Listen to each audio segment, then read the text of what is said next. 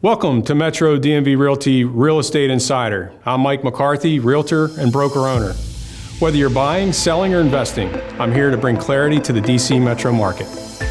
Well, welcome. Today with me I have Jeremy Johnson from Atlantic Coast Mortgage, who's going to get into some of the alternative financing options. But before we get into all that, I'd like to introduce my guest and good friend now for, about 5 years, I want to say.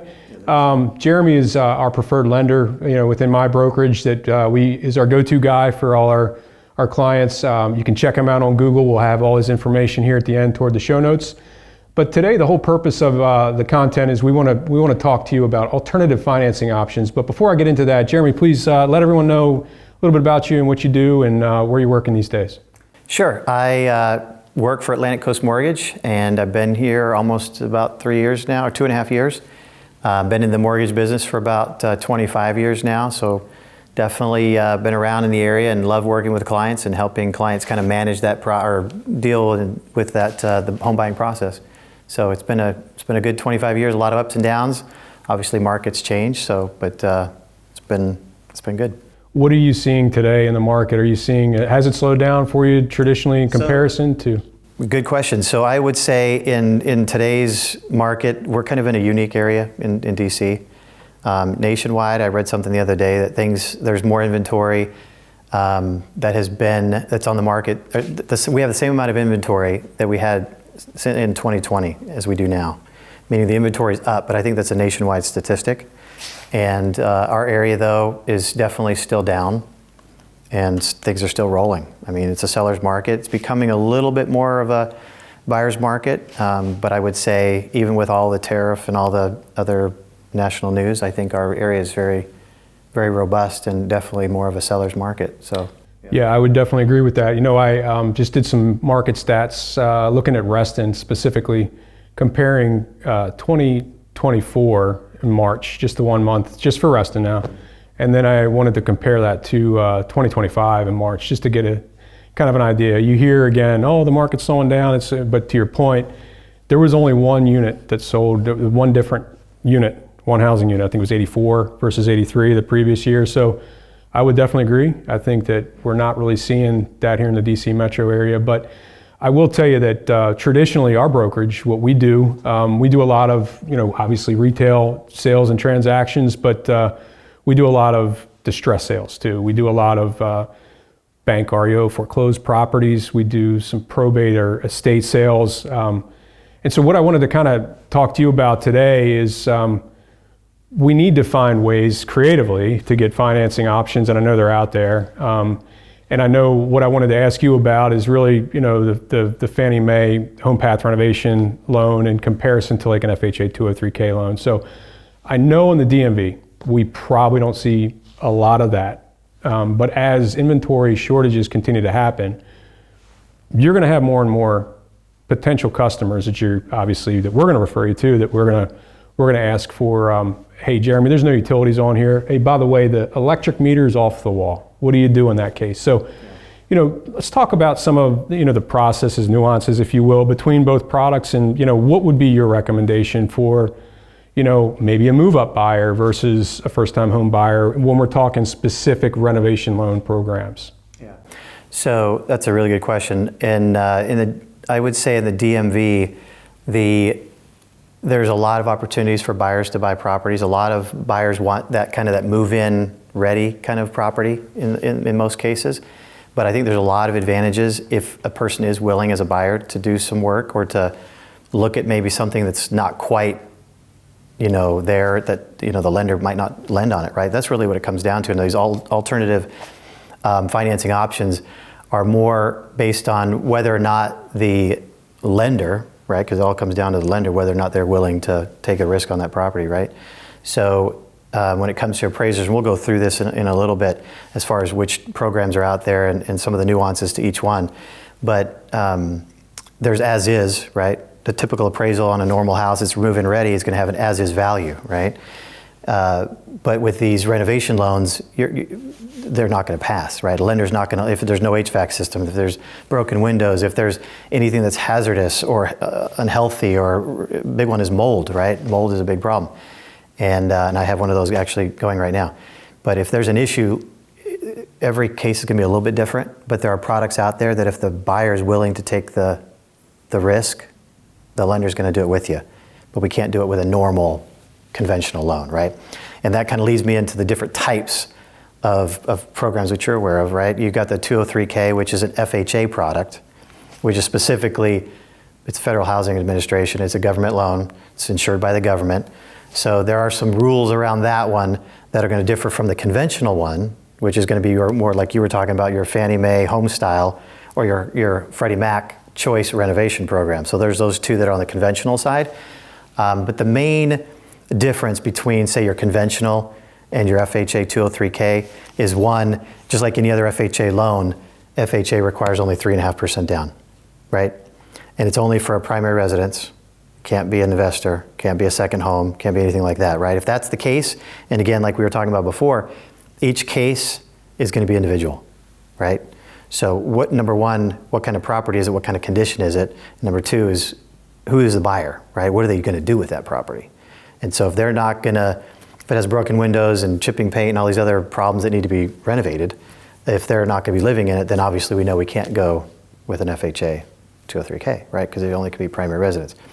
The nice thing about these types of loans is a lot of people think because they need to be renovated, they got to have all this money, right? Not the case.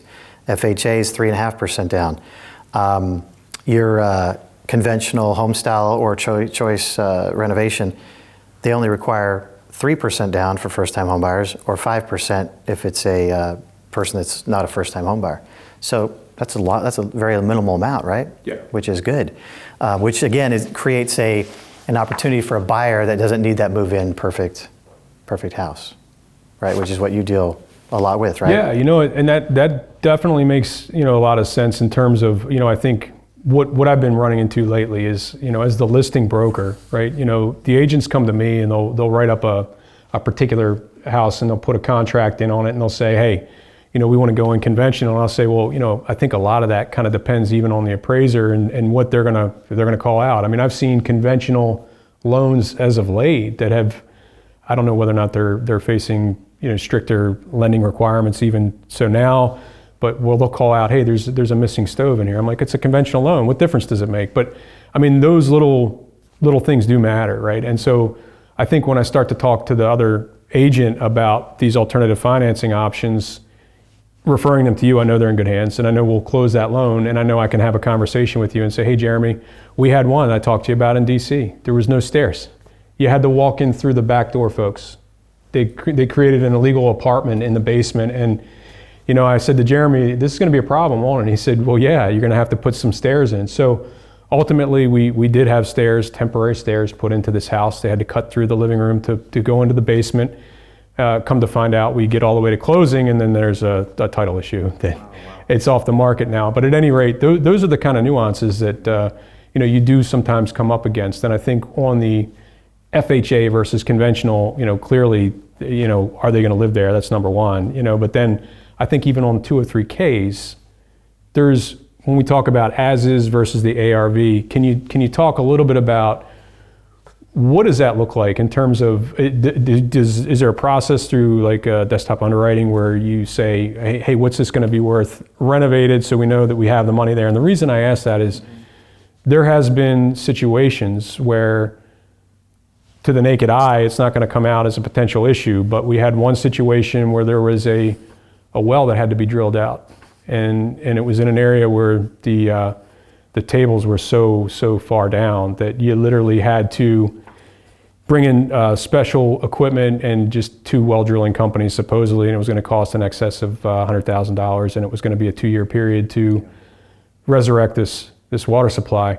So in that case, clearly a 203K is not going to work, right? Yeah. So right. So there, and again, without going into the weeds, and people can do their own research as far as, there are a list of items that can be included in a 203K versus a conventional option. The one thing that's between the two, if we're comparing the government version versus conventional, the nice thing about conventional is it's very, there's a lot more flexibility to it, right? A lot of luxury items that you can't do with a 203K, right? 203K or a government loves energy efficient things, HVAC things. anything that's going to build that value up, right? But like you were saying, sometimes we don't know, right? And that's where we rely on realtors, because we only see what's in the listing, right, online. We had one just recently that there was a situation where the borrower was approved through underwriting, regular conventional loan, first-time home buyer. We got to the appraisal came back, and all of a sudden it said subject to, not as is, right? So subject to raises the red flags to the lender and says, well, what's wrong? Well, if you look at the pictures on this appraisal, there was like 10 pictures of some serious mold issues, right? And so then all of a sudden everything has to change, and we had to switch to a Fannie Mae HomeStyle loan because the lender's not going to take that risk, right? And that's where what you were saying is based on the cost, and that's why there's a few people that are critical to this process, right? Especially with the 203K, is that you have, number one, the appraiser. It's going to let us know what's wrong with that house, right? And that's to protect the lender. A lot of times buyers think, I paid for the appraisal, so it's mine, right? Well, technically you're paying for it, you get a copy, but it's the property of the lender, right? We're trying to make sure that our investment, because we're buying this together, we're putting a lien on that house, that investment is a legitimate investment, right? In a good condition. So so you've got the appraiser, you've got the whoever's doing that repair bid, right? The person that has the special licenses and stuff to do the work, right? When in your case it was a lot, like you had to have special equipment and all that, you got to make sure that that's there. And then 203K, but also on the Fannie Mae, you have to have it's what they call a HUD consultant, right? And that person then coordinates with the person doing the repair and also with the appraiser. So those three entities are crucial when it comes to figuring out, number one, what needs to be done, what's going to be approvable or acceptable to the lender. And you were also talking about values. An FHA 203K requires what they call a contingency reserve, right? It's usually 10%. It can be as much as 20% on a conventional loan. And the reason why they do that is because even though a HUD consultant went in that place, and most HUD consultants are just home inspectors, right? They're not the ones with that Class A, that special license to do the work. So that's why there's that kind of combination of effort between those three entities to figure out what needs to be done, what's acceptable, how much is it going to cost, and then once they have that acceptable repair bid or whatever it's going to be, they will then figure out, okay, we need a contingency reserve, right? Because we don't know how much it's going to cost. What if they get in behind those walls, for example, in my case or my buyer's case, what if they get behind those walls and they see that mold is a lot more of an issue behind the walls, right? You don't know until you take the walls down. And in this case, because the seller is HUD, specifically, not just John and Jane Smith, we don't know, right? Yeah. So that's why the lenders on these special programs require a contingency reserve.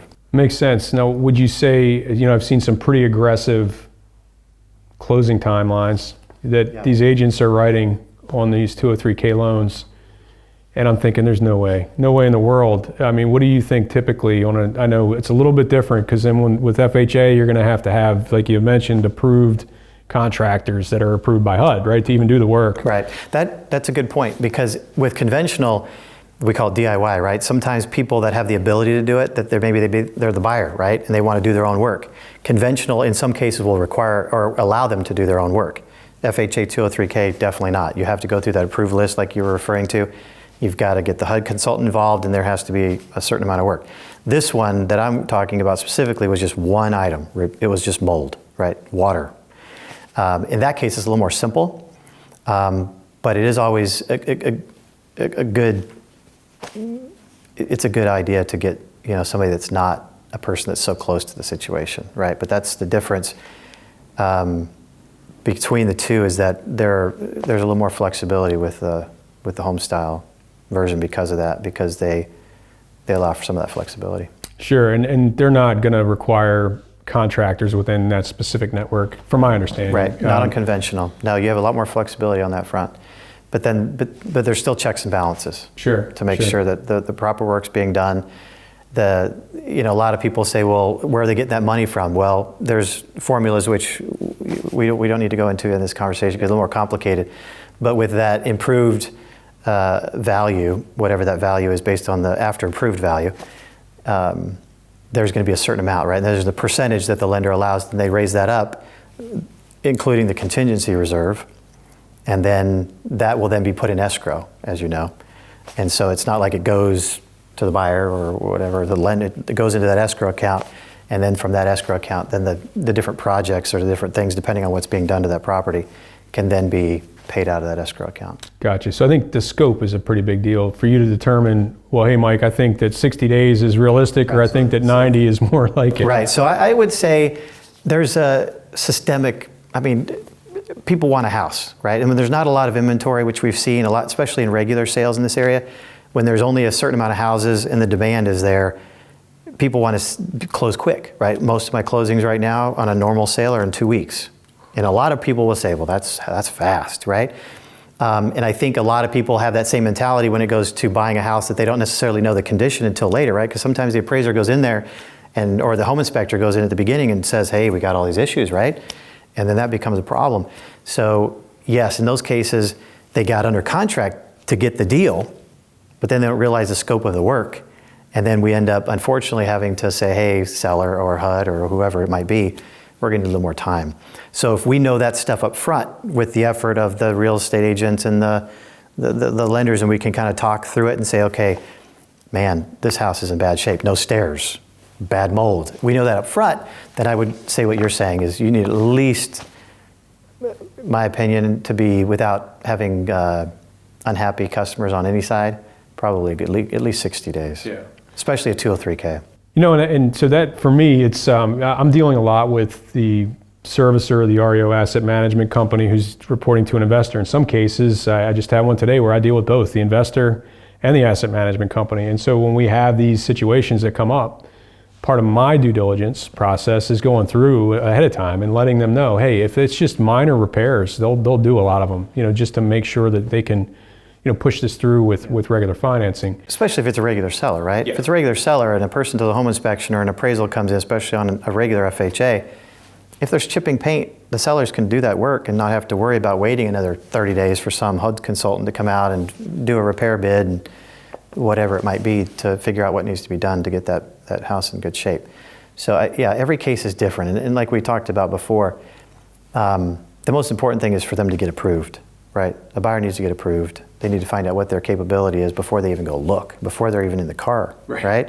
And then from there, depending on their comfort level of taking on a project like this, because it is a project, right?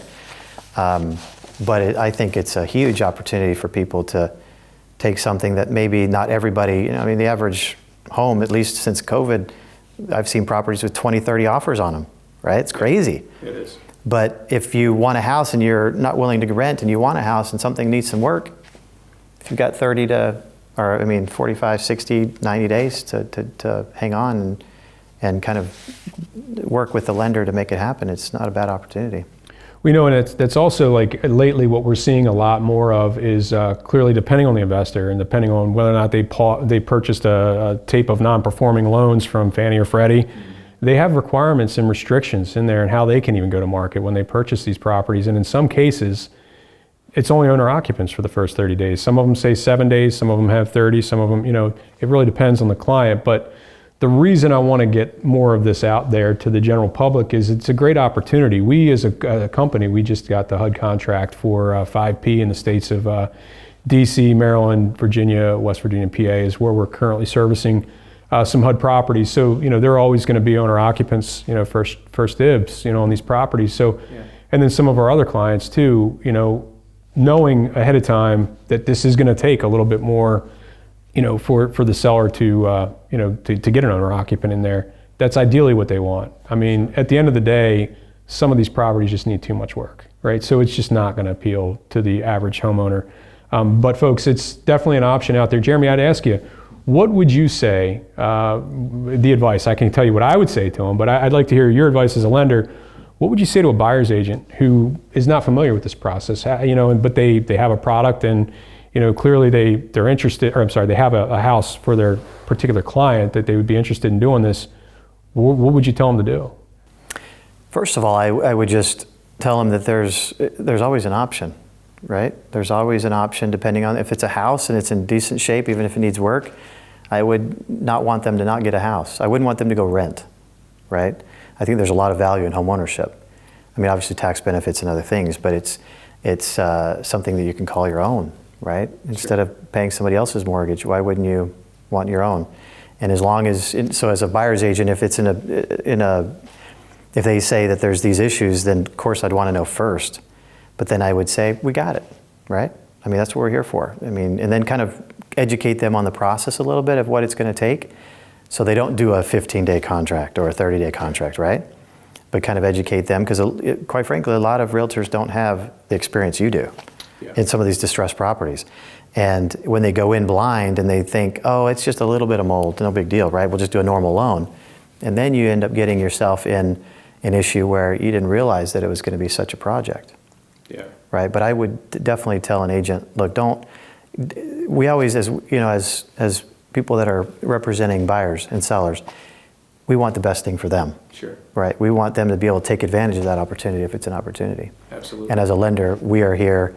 I mean, we have all of the, we were talking before, we have all the products, right? The 30-year fixed, we have all the different loan, VA, USDA, Virginia housing, there's a DC equivalent in Maryland and all these things, right? We have all that. But specifically, I know today we're talking about these distressed properties and opportunities that come with alternative financing that some people don't necessarily know that are available for properties that the buyer doesn't need to come up with the money, right? Some people, if it's an as-is and the appraiser is going to allow it to close, some people will do a home equity line of credit later, right? Mm-hmm. That's an option. Do a line of credit, do the work yourself later. You don't have to do it. What we're talking about specifically with HomeStyle, choice renovation, and 203K is the lender will not do the work or will not do the loan without having those repairs done and have the assurance with the HUD consultant that the work has been done, and only then will those escrow funds be released, and then that signed off on. Sure. I guess too with folks, I really try hard with the buyer's agents that call and that may not be familiar with these particular products, but my knee-jerk reaction is call your broker, ask your broker for some assistance. But ultimately, this is about us working together collectively, right? And getting these homeowners and owner-occupants in these homes. We don't, there's nothing wrong with investors. That's not what we're trying to. But at the end of the day, there's a lot of investors that own a lot of real estate right now, and I think that ultimately a lot of these, like Fannie Mae, Freddie Mac, they want to see more owner-occupants in these properties. So I think what I would say is ultimately if you're not familiar with HomePath, renovation loans and FHA 203Ks, clearly Jeremy and his team are, and Jeremy can assist with that. And collectively, we want to get this to the closing table if it makes the most sense. So, yeah. I mean, the option's definitely there for the home buyer, and I think you're right. They're really looking for, especially HUD and some of these other distressed. They want owner occupied, right? Yeah. Which is good. I think that's wonderful for. Because I think when you come to the investment, even though HomeStyle and choice renovation, the Fannie and Freddie equivalents, they allow for investors. But what I've seen, and the reason why we don't honestly do a ton of these as we do a normal sale, is because a lot of these investors will pay cash. Yeah. Right, and HUD will sometimes put, we're not going to deal with this, just cash buyers only, right? Yeah. But I do think it's good that they're, putting that owner-occupied caveat on there to allow people to more inventory to be available to the home buyer. Sure. Not just investors that have plenty of cash that want to buy something. So, and without singling out your preferred way to go, but I mean, I'm going to ask you, if you had to pick your choice, I mean, clearly it's probably faster, right, to go, on the conventional rehab type product versus conventional. Definitely is more flexible, right? The contingency reserves when you come to the after improved value and some of the other nuances to conventional, it's definitely a little less cumbersome. 203K, because it is a government insured loan, has mortgage insurance, all these different things, there's definitely some more, it's a little more strict, right? But I mean, they're both going to take time. That's the thing.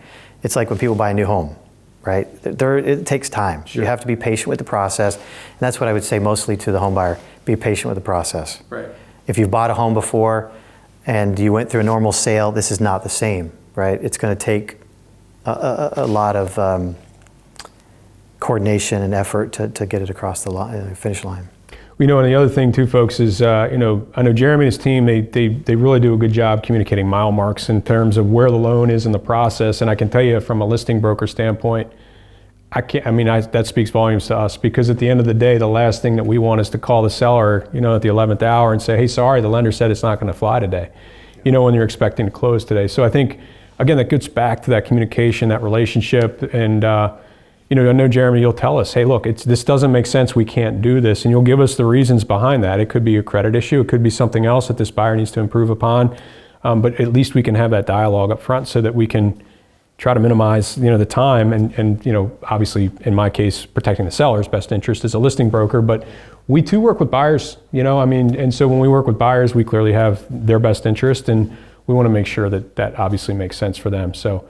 Yeah, we were talking about the importance of a borrower getting approved before, and then they budget for whatever next or needs to be done, right? But we're going to look at credit, we're going to look at their capacity, which is their income. We call them the 3 C's, right? Credit, capacity, and then cash. What do they have for down payment? And some of that will dictate what they're able to do with these alternative type products as well, right? But the thing we're talking about here is we're assuming the credit, capacity, and cash are done, right? We know they're approved. Now they're going out with, Mike looking at houses. And then at that point, it becomes the 4th C, which is collateral. And then that's where we would work and see, depending on the condition of the property, if it needs to have one of these special type of loans and which one would work better for the client, right? Yeah. Because at that point, we already know they're approved for that dollar amount. Then we just need to make sure that the collateral is looked at.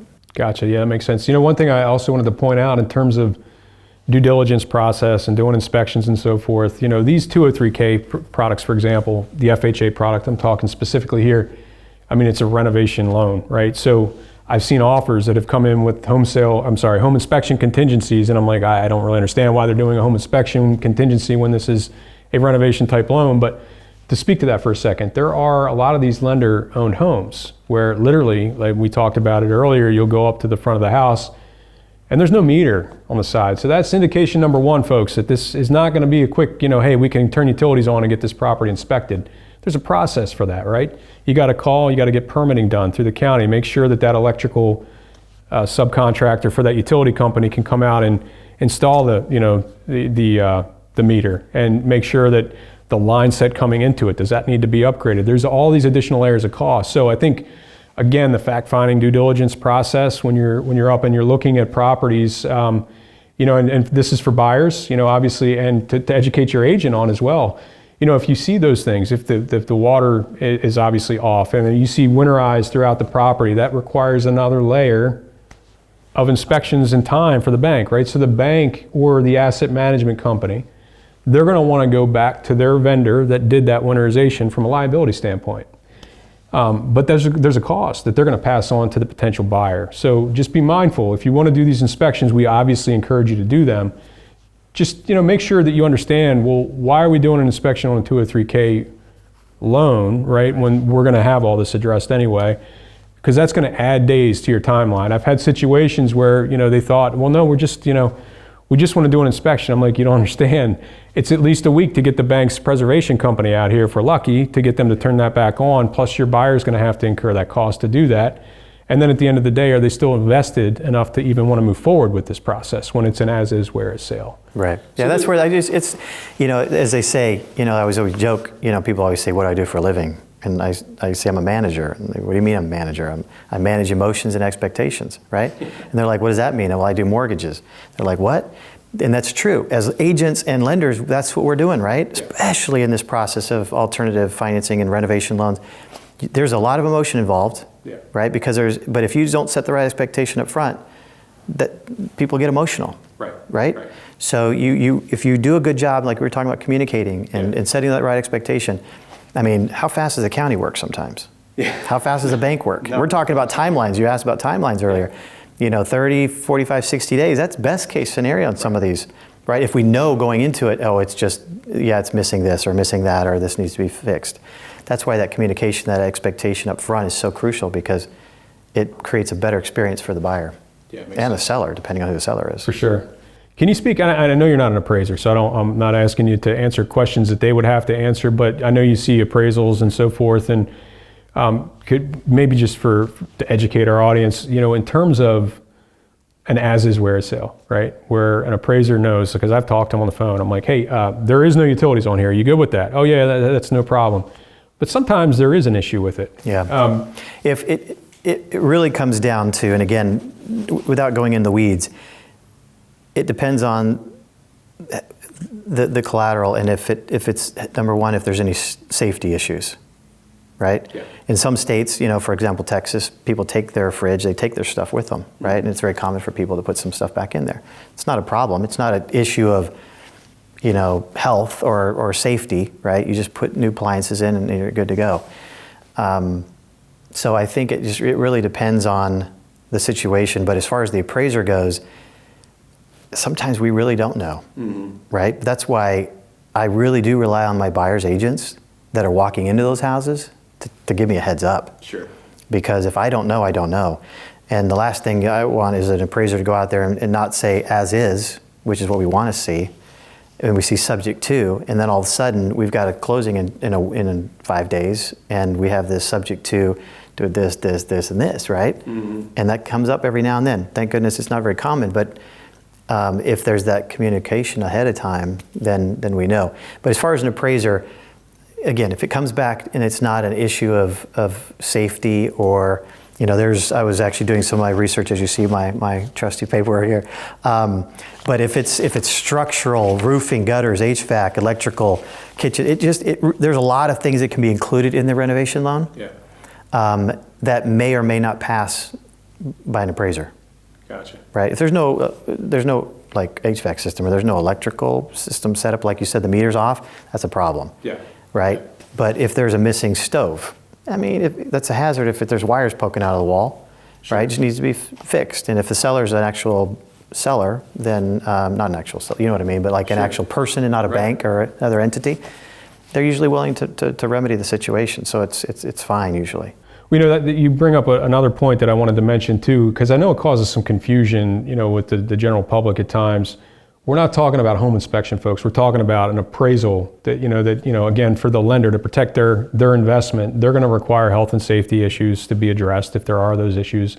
And they'll have a few other things every now and again. I had one call out, the locks on a house, right? They were deadbolts and it was keyed. And so, fire code, they were like, nope, we won't lend. You have to change the locks before you, and this was a retail transaction, and so the seller had to change the locks, before they closed just to meet that, contingency. Yeah, and I would say that the main point of an appraiser going out and doing appraisals to figure out what that value of the property is, right? Yeah. The comparison approach. Looking at comparables in the neighborhood, like properties within a certain mile radius of that subject property, and coming up with a value, yeah. Right? The second or the second or the subsequent thing that they do is look at that condition. Right, but that's not their primary. Their primary is the value there for the lender to lend the money that they're lending. And then if there is an issue and they can't put that as is, that becomes a bigger issue.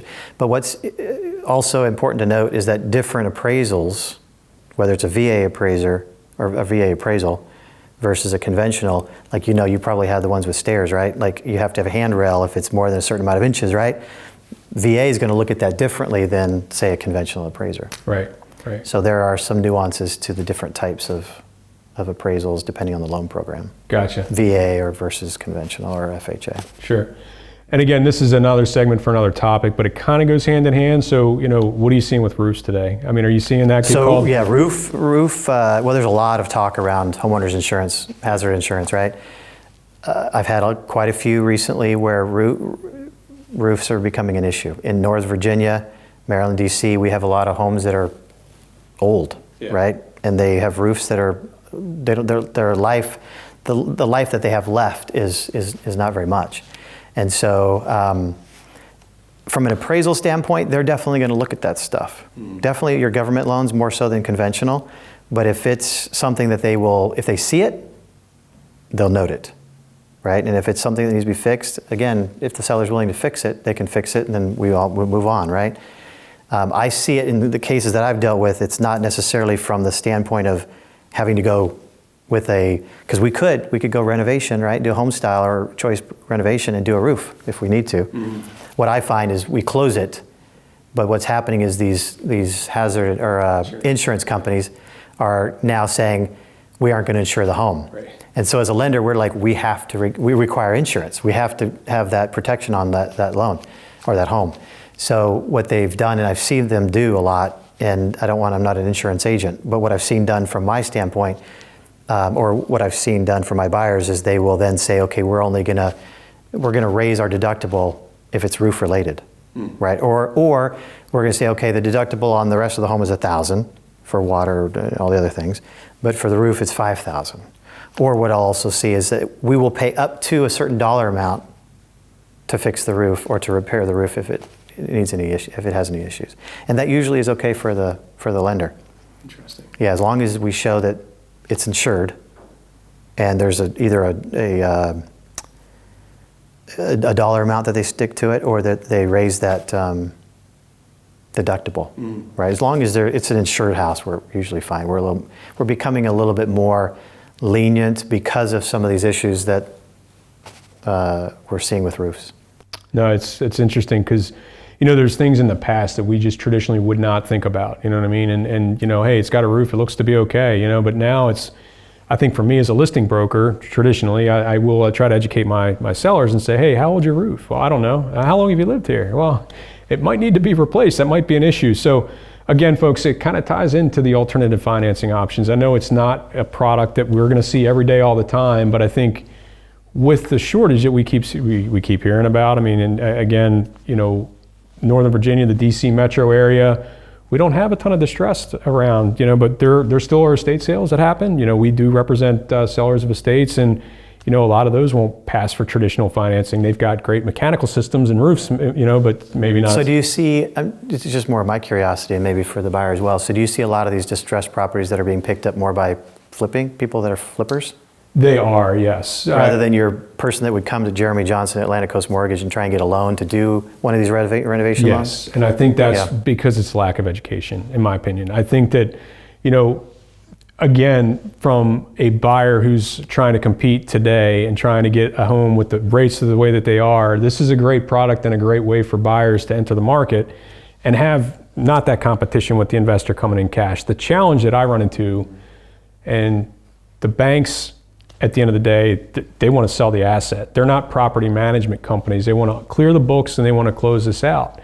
The challenge we run into is the amount of days on market. Once it gets past that 30 days or whatever that threshold is for that specific lender or investor to hold that before they can open it up, they see cash offers from an investor that are 20, 30% under market. They're going to take a hard look at that. So I want to bring this up because just because the asking price is what it is doesn't mean that's what a buyer needs to necessarily offer either on these properties. So exactly. Everything is negotiable, but I think it's a great way for them to, obviously enter the market. So we want you to ask us about renovation loans. We're going to turn you over to Jeremy and his team for that.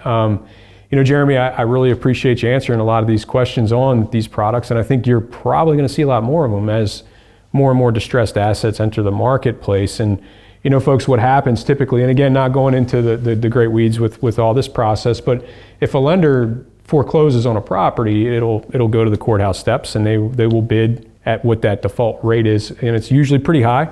And if an investor doesn't pick it up at the courthouse steps, it goes back to the bank and to their inventory, and then they hire a listing broker that specializes in a lot of distressed sales, like my company, to list the property for sale. And then it's our job to tell the bank, obviously, the concerns that we have to get this property sold. So they don't all enter back into the bank as an REO. A lot of them get sold at the courthouse steps to the private lender, and then the private investor, who will then typically just go through a flip. But again, why couldn't an owner-occupant do their own renovations? I agree. They do a better job, in my opinion. Sorry, investors, they do. They're living there. It's their property. I think there's a place for both. There is a market for both. I agree with you. It's it's an opportunity for buyers to be able to buy, and they have that option to do it without having to come up with their own cash to do it.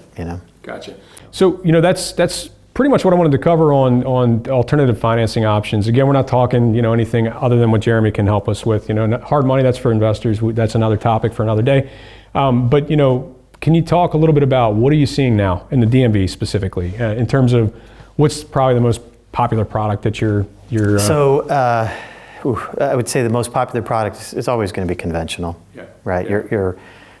Our area is very affluent for the most part, and so most of what I see is definitely your standard conventional. Unfortunately, FHA, which again, we talked about the 203K renovation, but the one reason why that is a good product is because it's a government loan, which usually means they're a little more lenient when it comes to credit, right? And there's not as much of a down payment needed, right? So I still see FHA. We didn't go into it here, but as far as alternative financing, there is a VA renovation, right? There's the energy efficient mortgage that's through VA. There's the USDA version. There's other options out there that don't get looked at too much. But to answer your question, as far as what I see mostly, and what I focus on is a lot of your VA and your conventional loans. Every once in a while, I get a borrower that doesn't necessarily qualify, and we go FHA. Yeah. And if they don't have money, we go Virginia Housing because they offer grants. So there's a lot of. That's the beauty of which makes my job interesting is everybody's unique. Sure. Right. Every home is unique. Every borrower is unique, and so we really try and cater our programs, our products, and the way we handle people in that unique way. Are rate buy downs still a thing that you're seeing? 2-1 buy downs, yeah. 1 year, yeah. The thing about buy downs, this is a really good question too. We don't see them very often because we are in such a seller's market that sellers, when they have 20 offers, 2-1 buy downs, 1 year buy downs, they have to be seller paid, right? And what sellers are paying seller concessions or anything towards a buyer in this market. But ironically, I did have one, I think it was 4 or 5 months ago, where the house had sat on the market for a little while, and the seller was willing to give a concession, and then I offered that 2-1 buy down to the client. I mean, for those that don't know what a 2-1 buy down, if the rates are at 6 3/4 right now, 2-1 buy down, the first year is 4 3/4. Second year is 5 3/4, and year 3 through 30, which we're expecting people to refinance within 3 years anyway. You're not even till the third year getting to where the rates are today.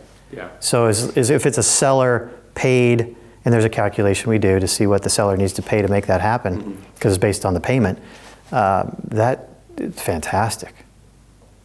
I'm looking forward to the days where we start to see a more even market for buyers and sellers, to where we can start to do some more of those 2-1 buy downs. So what's your prediction then on rates? Prediction, I wouldn't be sitting here with you, right? If I could predict rates. New administration, right? New focuses, new things that are going on. So honestly, I think we're going to start to see more of the same for a little while. I think the good thing is now that we see some of the tariff talks is starting to calm down a little bit. We're starting to see a little bit more of the market rebounding a little. Rates are starting to calm back down. Last week we saw a pretty big jump in interest rates, which was not, made me a little nervous, to be honest. But as far as your prediction, I can't predict. I've seen, National Association of Realtors, and you'll have this person and that economist, and they all have different predictions, right? But I think we're going to see more of the same in the short term, of rates being in the mid to high 6s. And then over time, as some of these focuses of the administration start to take effect and we see what's happening and how they affect the overall economy, then we'll be able to predict a little better because I think rates will come down. I think everybody's assuming that the Fed will continue to cut rates. That will then affect long-term rates. But how quickly that happens is going to be kind of the variable, or I guess the big question mark everybody has, depending on some of the administrative policies. Sure. That's a long answer to your question, but I think that I'm very careful with clients to predict. Of course, predict rates. You're on camera too, so I guess if you could you tell folks how do they get in touch with you and your team? Who would they be talking to? Can you explain a little bit about your team? Yeah. So since I've been in this business so long and the amount of volume, I have a team of 4 people. So they'll initially, when they do an application online, there's a link. Technology is a wonderful thing, but we really try not to hide behind the technology. We want to have that personal touch, because with AI and all these other mortgage companies that are all technology based, we try and marry those, right? The consumer experience with the technology. So they would go online, do an application online, then they would be in touch with my assistant, Christina, and she would set it all up, have that initial consultation or conversation with the borrower, get all the needed documentation, and at that point, once everything's set up, then they would then have a conversation with me. And then we would go through the different programs, different payments, see what they're comfortable with. We always find out what their ceiling is going to be, right? Yeah. We want to know how high they're going to go because realtors like to know. Sure. How high can they go, right? And then we, based on their ideal mortgage payment, we kind of figure out where they need to be based on sales price. And then once they're under contract and found a place, right? Then at that point, then they will be in touch with the other 2 people on my team, which is Jim Bruns, he's my production manager, as well as my processor, Veronica. Gotcha. That works with the kind of the contract to close piece. No, it's great. I mean, you have a really thorough, quick process. It's easy. I mean, you know, where can you tell folks, like for your specific branch, or I mean, where are you licensed then? Where can you do those? So personally, I'm licensed in DC, Maryland, and Virginia, which is where we do the business. But there's people on my team in my branch that do West Virginia. We've got Maryland, or the Carolinas. We got all the way down to Florida, over to Tennessee, Texas, up the East Coast, Pennsylvania. So we're all over. So we have a program for anybody that wants to get a loan that's in that what they call Mid-Atlantic region, right down to Florida. But personally, my team and I we're licensed in those 3 states. Gotcha. I mean, folks, that's Jeremy is definitely one. When I know, I mean, 5-6 years ago when I found you, I wanted somebody local. I wanted somebody that had the reputation and the Google 5-star reviews that Jeremy does have, and his team, and trustworthy. I mean, that's a big deal with a lender, So when we were making these referrals and telling, clearly our clients who they should turn to for the biggest investment decision of their life, Jeremy and his team were definitely that team to do that. So any final words you'd leave, maybe if it's even our folks that maybe on the West Coast or maybe the areas that you may not be able to service, any advice that they should have for their interviews and their lenders? I mean, should they interview multiple lenders? Well, definitely. We've, back when I got in the business in the early 2000s, there were a lot of different types of loan programs, the stated income, stated asset, these negative amortizing loans, those are all gone. Most lenders are going to have the same products. Honestly, it really comes down to the relationship that you have with the lender and with the realtor. Sure. Most of my business, I would say almost all of it, other than the clients I get from my database and my sphere, it all comes from realtors. Yeah. And there's that team. I think it's important to shop around, but I think it's more important to work with somebody that your agent refers you to, number one, because there's an accountability, right? When you're going to an online lender or somebody else, I wouldn't say it's necessarily a number. You're not a number, but it's different when there's that accountability, not only to you as the client, but as to the realtor as well. Sure. Right, so I would say yes, shop around, but nowadays, because everybody pretty much has the same products, you're not going to see a real big difference in rates. Sure. Maybe an eighth here, a quarter there, depending on if it's a lender or a correspondent or a broker, you'll see a little bit of difference there.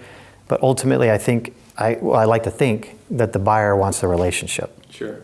We hear that in the DMV quite a bit. Hey, I'm interviewing other brokers, and I'm like, that's great, and here's the questions, and I try to give them some questions to maybe ask. But, at the end of the day, I think, obviously we have a very well-educated populace here in the DMV, and they're doing their part, right? So with that being said, though, does that impact their credit when they are getting multiple inquiries pulled for? No, it's going to be seen as one pull if you do it within a certain period of time, so it's not necessarily a negative thing. I know a lot of lenders that'll use that as bait to say basically, don't go pull your credit with anybody else. If I'm the first one, don't pull your credit with anybody else because it'll affect your credit, which technically the amount of inquiries you have on your credit report with different, car loans, student, all that kind of stuff can affect your credit. But if you're just shopping for a mortgage, it's going to be seen as one pull. Got it. So I don't shy people away. That's not my style. I don't want to be that lender that scares people away from looking at other options. But I'm very honest with people. I tell people I'm just like your realtor. I'm 100% commission just like them. Yeah. So I want to earn your business, and that's what we try and do. Well, Jeremy, I appreciate you being on today. And can you tell folks how they can get a hold of you and your team? Yeah, so we're located right here in Fairfax, depending on where you're watching from, but right in Fairfax. Do you want me to give my number over there? So, yes, my email address is jeremyjohnson@acmllc.com. Stands for Atlantic Coast Mortgage. So Jeremy is Jeremy. A lot of people don't know how to spell Jeremy. But Jeremy Johnson at acmllc.com, and my phone number is 571-259-9903. If you found this helpful, make sure to subscribe and share this video with someone who might need it. Thank you for watching.